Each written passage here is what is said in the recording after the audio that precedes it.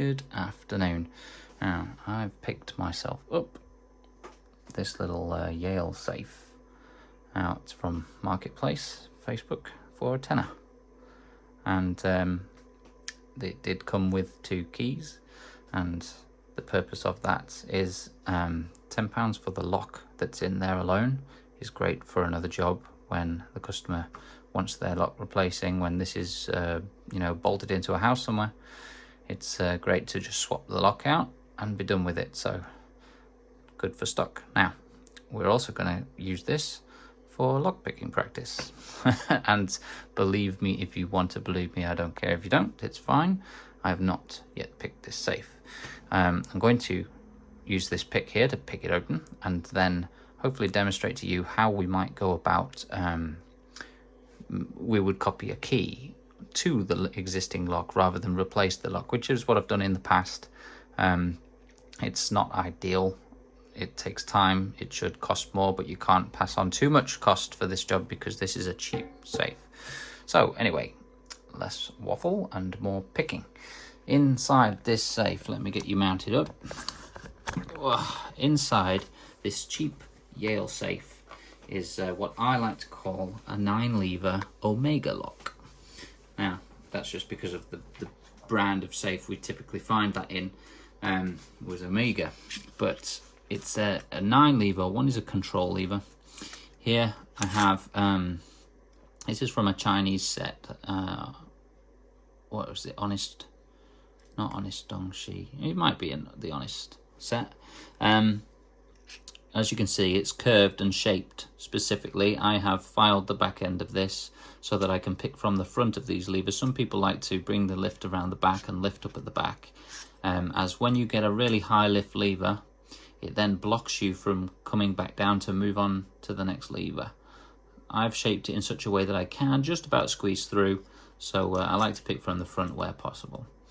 So we're going to try and pick the lock. Hopefully it doesn't give me any grief, because a lot of people say these locks are cheap and easy to open, and yeah, that can be the case. Oh, if we can even get the pick into the lock, there we go. That can be the case. However, I can't even get my pick in there. What's happening? Alright, turns out I can't actually pick this now. Okay, he's gone in. So, yes, they can be easy. They can open in a couple of minutes, or they can be a real pain in the butt. There's a Sentry safe as well that has the lock somewhere in the middle of the door with a grey plastic around it.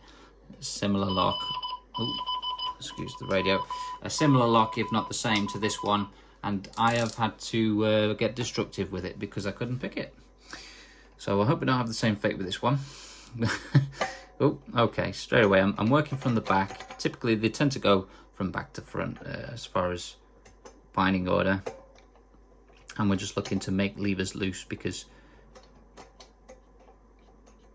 or they sound loose at least. There's this control lever in the back, and once that's lifted, all of the levers are no longer sprung. Okay, so that sounds loose for the back lever. I'm trying to wiggle my way onto the next one. Oh, there we go. That's bound. I'll just walk him up until it becomes free.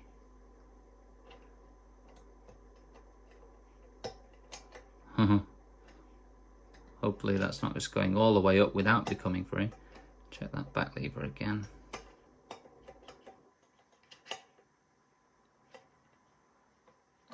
Oh, something not quite right. I'll start again. Okay, back lever.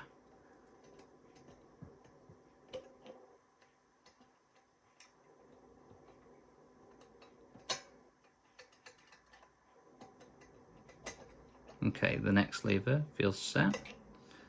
Moving forwards. That lever feels set. Well, it felt set, but none of the ones in front of it are bound, so something back here must have caught. We just want these levers to feel loose. Okay, one up near the front here. Okay, feels loose. to the back again. And our back lever no longer feels loose. Why?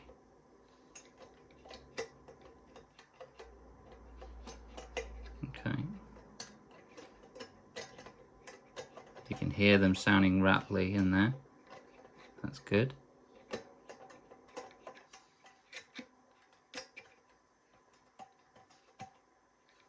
Okay. Oh, lever 1 and then lever 2, and the lock has given up on us. There we go. So let me just pop you out of this stand here and we'll get a look. Now there shouldn't be anything in it. No. Okay, there's that lock on the inside. I'm aware that this door is heavier than the safe and it tips up. So I'm going to pop this lock out of here and then show you how I would go about setting myself up for cutting a key. I'm not going to cut the key, but how to set ourselves up for it. I'll come back once the lock is out. Okay, here we have the lock. I've taken the little front cover off too to give ourselves a look at the levers. There they are, no anti-picks, no nothing like that. Plate levers, and once that back lever gets raised, all these become loose and unsprung, and while it is down, oh, you've come off the peg, you bugger.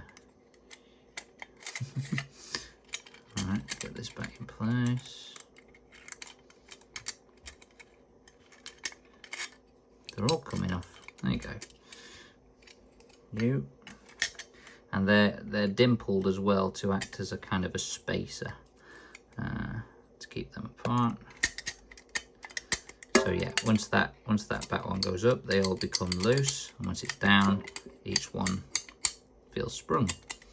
So we've got, like I say, 9 levers in there. Let's just have a look. 1, 2, 3, 4, 5, 6, 7, 8, 9, including the control lever at the back, which with our pick, the thickness of the bolt thrower picks the back one up. So essentially an 8 lever lock. Make life a little easier for ourselves. Pop this cover plate back on here. And there's a little tool that I picked up, and it came as a set of 3. You've probably seen them, and for what they are intended for, I'll tell you they're not very good and they just don't work. I don't know about the other locks that they're intended for, but I bought them for this one in particular, and yes, it does not work as intended. But where is it? Here we go. This is intended for this lock. Now there's, like I say, there's others that come in the set with different sizes, different amounts. There's another one here. Oh, it's got something stuck on it. There we go. I think that's the 6. That's for a Sentry one, I think. But we're interested in this one. And what we're going to do is loosen that out a bit. It's supposed to be an impressioning tool. It will not impression it. So we'll pop that in there and give it a turn. And whilst we've got that turned, if I can find something to poke with, here we go. The idea will be everything will be lifted up too high, so I'll be able to pull these down like this, in theory, if I've not left that too tight. Here we go.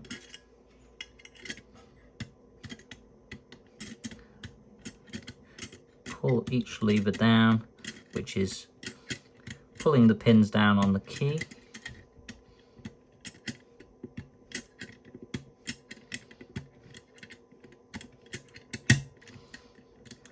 Okay.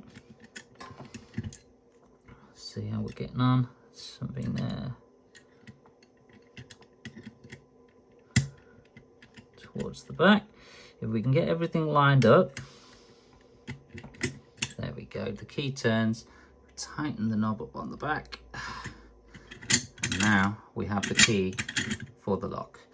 So, bit fiddly, but way easier to do that. And now, take this off to our key machine with the correct blanks, and with that tightened up, we can press onto the key machine and touch into the right place, and be a bit careful getting your spacings right, but you will be able to make yourself a new key.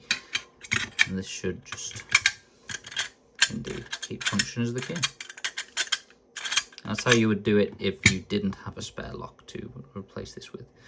But there we go. In fact, I've got the keys somewhere here in my pocket. I put them straight in my pocket when I got it to try not to look at them, but I would imagine, here we are, that would match up that nicely. And it does. There we go. Thought you'd like to see that. Be interesting.